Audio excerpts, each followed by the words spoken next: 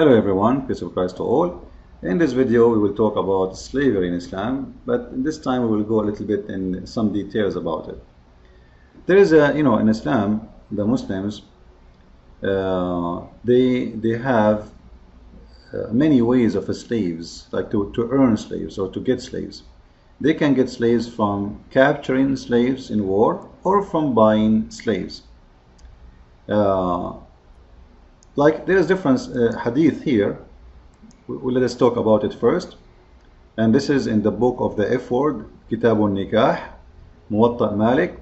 It says, and that actually this hadith here is going to show you the contradiction of this religion and the falsehood of the Prophet of Islam.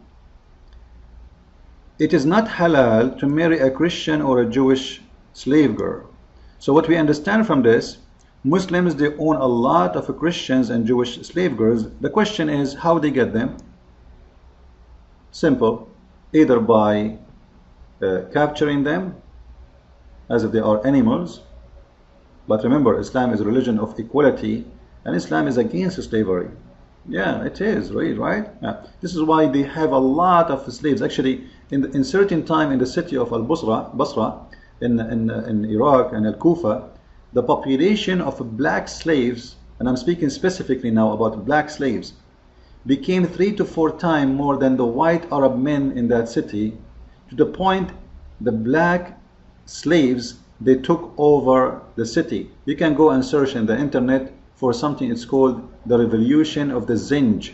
Zinj mean in Arabic black, all right? In English I think they call it Negro. It's the same word, I think. So actually let me see if I can find you the English version of it. Here we go. Actually I searched just like in 2 seconds in the internet and I found an article about it. Now I don't guarantee how accurate this article, and just to show you how you can search, because I believe the number of slaves was more than 500 black slaves. Imagine 500,000 black slaves at that time. At that time, one city has 500,000 black slaves, and that is in the city of Basra in Iraq. Now, the Muslims capturing slaves, black specifically, they love black slaves. Why? Because black slaves are strong physically, and they are coming from a tough land, which means not only by nature they are physically tough, but they are, let us say, a raw human being who can be used and abused with no limitation. And he don't speak the language, he is not an Arab, he have no way to run, his color is easy to recognize, he cannot hide and say I am a free man, I'm a white man. So there's many things that is attractive for those people to carry on slavery for the black. Like if I am a black person and I live in the city of Al-Basra, then how I can claim to be a free man? I'm a black. It's very hard for me to prove that. Just by having the color of a black person, it's mean I am a slave of somebody. But imagine how huge the number of slaves grow under Islam. It became so big. Cities, the whole cities became almost like a few thousands of Arab white men. They are in control of slaves of hundreds of thousands, to the point those slaves, they reach the point they can't take it no more. And actually if I was one of them, I will go for revolution. Either I die free, or I die free or live free, it's the same. At least I will be free. I will not accept anyone to enslave me. I'm sharing with you this just to show you that when Muslims, they speak to you about Islam is about equality, like if you go and search in the internet for equality in Islam, you will see how much lies this religion promote in the internet. Like you will see images like those. You see this image? A black man hand with the white man. Islam have no different, and they will say to you, in Islam there is no differentiation between a black and white. Is that true? That is for today. They will say that Muhammad, he said there's no black, there's no difference between any Muslim except how much he is close to Allah by faith. Yet Muhammad himself, he owned black slaves, and they are Muslims. And a great example is Bilal himself. Muhammad, he died, and Bilal is still a slave for Muhammad. However, if Islam is religion of equality, what equality mean in Islam then? As long we are seeing hundreds of thousands of slaves in one city. We are not talking about the Islamic empire. We are talking about one city. It is the city of Al-Basra, have more than 500,000 black slaves. Where is the equality in this religion?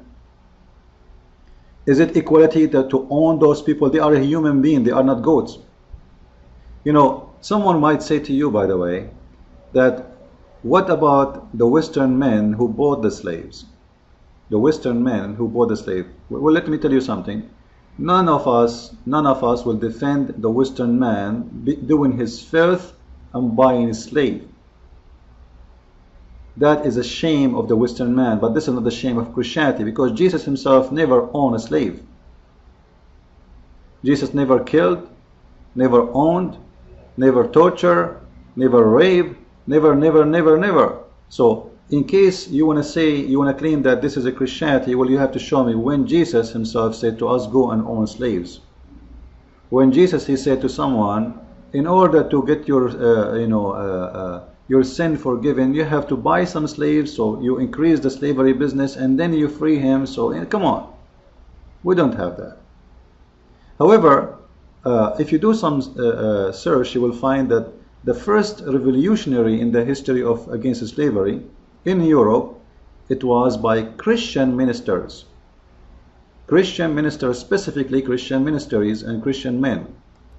Actually, if you go to investigateislam.com, you will see here some information about that, about some great names of those who did fought slavery, and you will see the reason that those people, they fought slavery because they became Christians.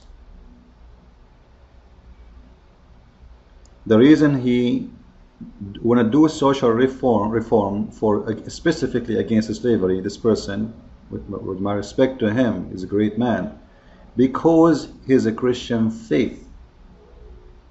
And then you will find another name here. This is a person, he himself, he fought slavery. He's a black African. You can go actually and you read more about this person here. We go to the source of the article. This is him. This person himself, he was captured by Muslims. You see it? He was captured by Muslims and sold to the white European men. So it's obvious that the one who was doing the biggest slavery business in the world, it was the Muslims. And simply think about it, North Africa, all of it is Muslims. And the African, they are in deep inside Africa. So you cannot get the African go to Europe unless they go through Libya, Morocco, Tunisia, Egypt, etc. So they are the one, the Muslims are the one who is in charge of slavery. And actually today they are doing the same. If you notice with me about the new slavery, which is human trafficking between Africa and Europe, the Muslims in Libya specifically, they are the one in control of this new kind of slavery. They ask you to bring all the money you can bring, and then they control you for a few weeks or a few months inside Libya to do labor for them, in order your dream to go and be free one day in Europe. And then after that, they go and take you and drop you in the middle of the ocean, nowhere, and they abandon the ship, which is not worth anything anyway, because they made a lot of money from you.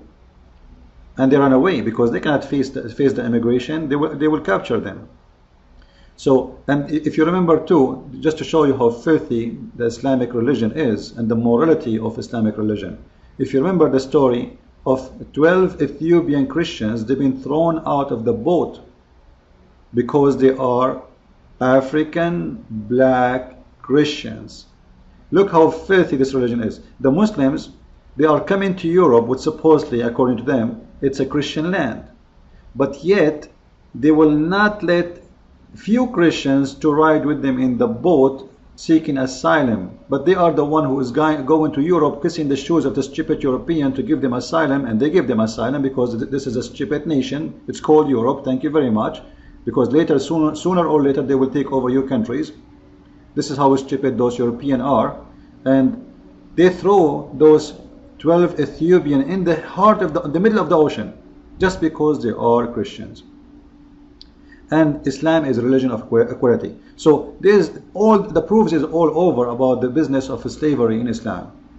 Yet they were able with the deception to fool many stupid African American in America to convert to Islam. I'm not insulting the African American, I'm saying those who convert to Islam, they are stupid. African American, I have a lot of love for them, and actually many of them, like this man, we are the one showing his picture there.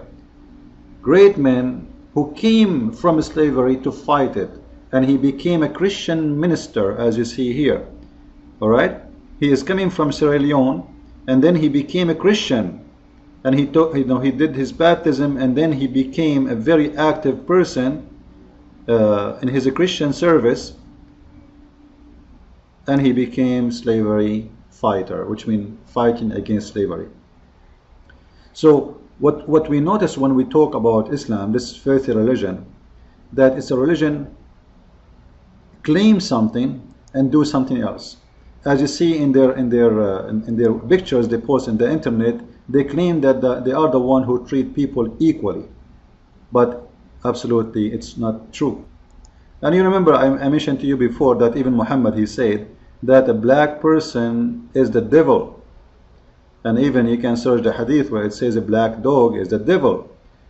Like Muhammad, he could not imagine anyone is a Satan who is going to destroy the Kaaba except someone who is an Ethiopian man, he is a black man who will destroy the Kaaba.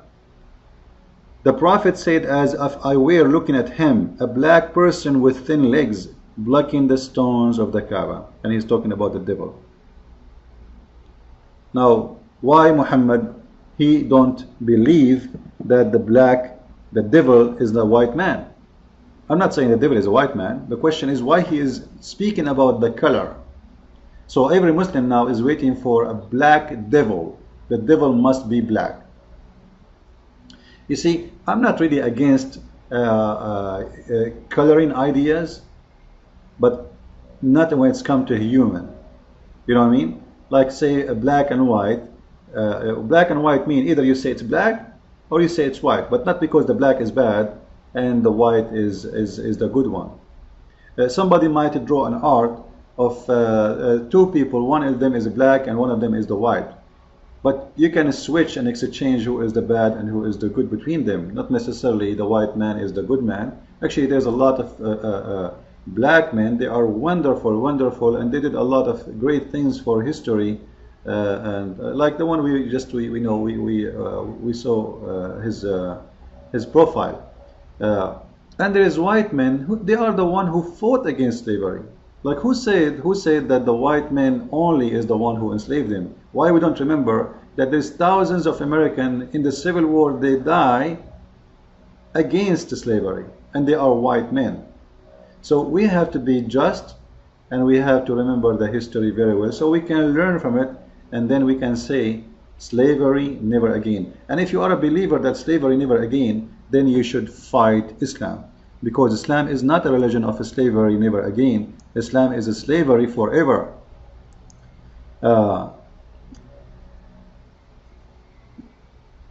You notice here in this verse, actually we don't have more time left. Maybe I need to make more videos about this topic. However, I want people to remember, like here, this is the hadith about the dog. All right.